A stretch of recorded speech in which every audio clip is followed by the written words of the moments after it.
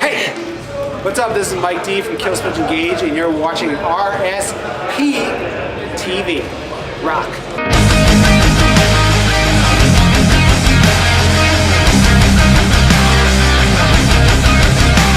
Getaway Festival. What do you think of it so far? I hear it's one of the better days. I heard it rained all day yesterday, so we're kind of stoked that it's as nice out as it is. Ventured out and checked out some of the rock shops and some of the t-shirt places and stuff like that. It seems like there's a lot going on. Yeah. It seems like there's a lot to be to have fun with out here. Yeah. What do you think of the crowd so far? Seems great. And do you remember when you all met the guys in Spain? How was it? How did you meet them? Oh, Killswitch? Yeah. Well, I started the band with Adam. My old band Overcast and his band Aftershock had kind of parted ways, and I was looking for something new, something different, and I called him up, and then we started jamming, drum and bass. He played drums at the time, and just put together the band from there. Yeah. And almost 14 years ago. Yeah. And how did you when Jesse came back to the band? How did you choose him from all of the singers? Well, Jesse wanted to try out, which is kind of a cool thing. He wanted to be like everybody else and do an audition and stuff like that, which is really cool.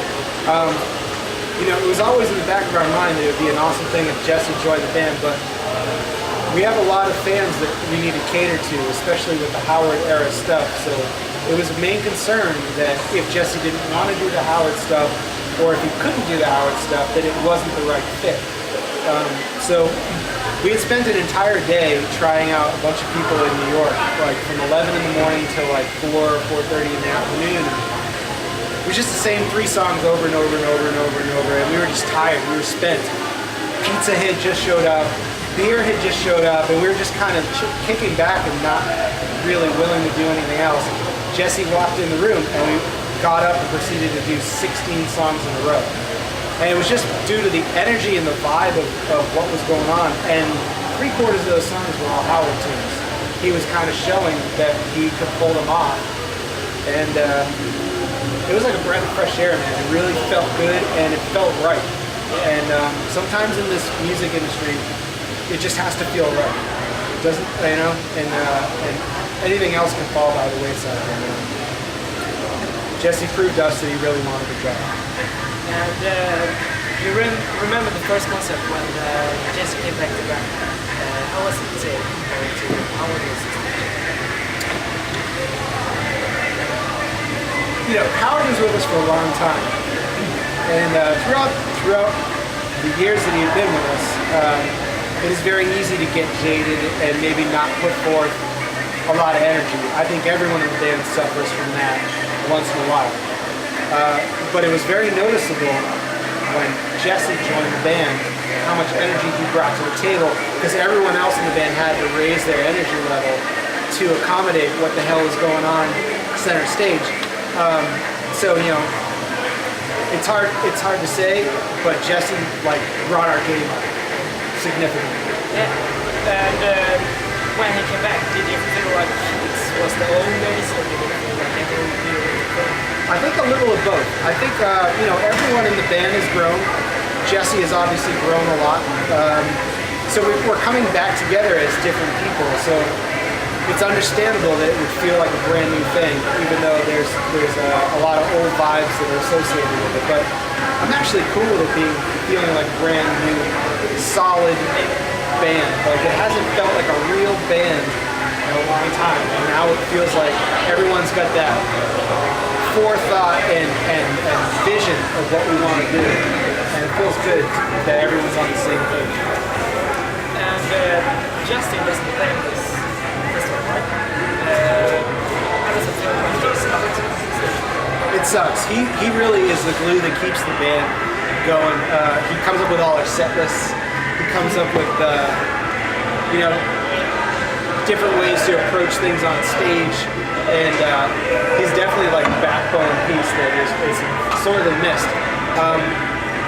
But having Jordan from As I Lay Dying in the mix really helps out a lot.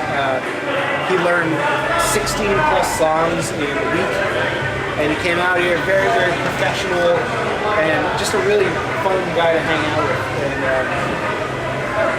And you know, it's a sad situation, but we were able to pull it off. Like there was definitely a point where we said, I don't think we're not sure if we could do this, but we feel like we've achieved something because we pulled it off, if that makes any sense. Yeah, Justin fell off his bicycle and broke his clavicle in 3 places.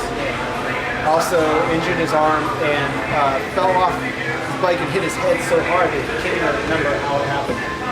So it's really a tough situation, and we're feeling for our brother. Yeah. Like, he won't be able to come back to band. Absolutely be able to come back to the band. He only needs 2 months off, and we don't need him for 3 months. So it's just in time. We just feel bad for him.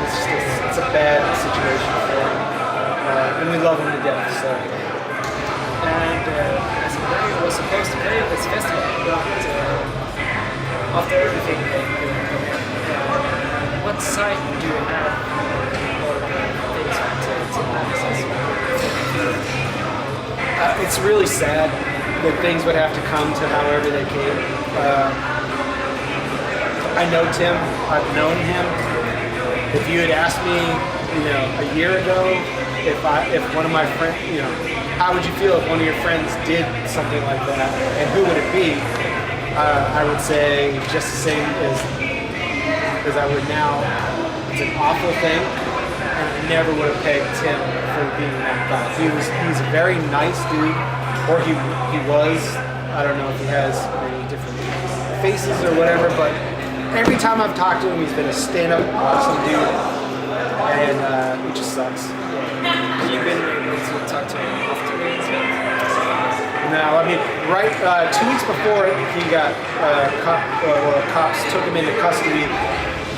We were supposed to go on tour with them, so it was kind of a big deal, and we had to rush to work out how we were going to replace them on the bill. But we were able to do it, thankfully, and we've talked to everyone else in As I Lay Dying, and everyone's really cool. They've always been really good friends with us.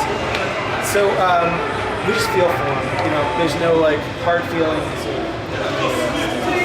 And what's the best thing with being on tour? What's the hardest thing? Hardest thing is being away from home. The best thing is being in front of a crowd like this, walking off stage and having them chant that they want more. That is the best drug you'll ever feel. What is the most important thing to think of? When you're on tour, bring flip-flops.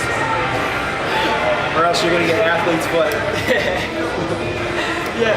And then you have to live with that the rest of your life. And what's the next big thing with this band? So we have about a week and a half left on this tour. And then we have 2 months off, which we really need. We've been touring almost non-stop about 6 months straight. And then we're going out with Lamb of God and Testament in the States. And we're really, really excited about it. I've never had the chance to play with Testament, and I'll probably be on the side of the stage like a little schoolgirl shouting and screaming. I'm really excited about it. The Lamb of God guys are super great friends. We've been touring with those guys ever since 2004, Headbangers Ball Tour, and we're just excited. It should be really fun. Oh, right on. And it's been only 4 months since you were here last time. How is it coming back so tight between shows? Hopefully it's good. I don't know. Maybe we're wearing our welcome. I bet you are. We probably are. It was just a festival. We've only done very few festivals in Sweden, so we really wanted to get this one under our belt. We did some early festivals in Europe, and then we're doing the last few, because last year we did the middle section. You gotta take time and stand off. But you may not see us for a little while. That may be good or bad, but we're just we're here. Do you have an album, or why don't you? I think it's a little too soon. I mean, the album just came out in April, even though we've been touring for a whole year on the record. So yeah, I don't know. We just need that money for a little bit. Yeah. We need a little time off for ourselves. course. And do you have anything to add to your fans? Thanks for sticking with us, guys. Killswitch is a lot of this up and down weird stuff going on, and we appreciate that our fans are some of the coolest, most understanding people that we could ever hope for. So thank you so much for believing in us.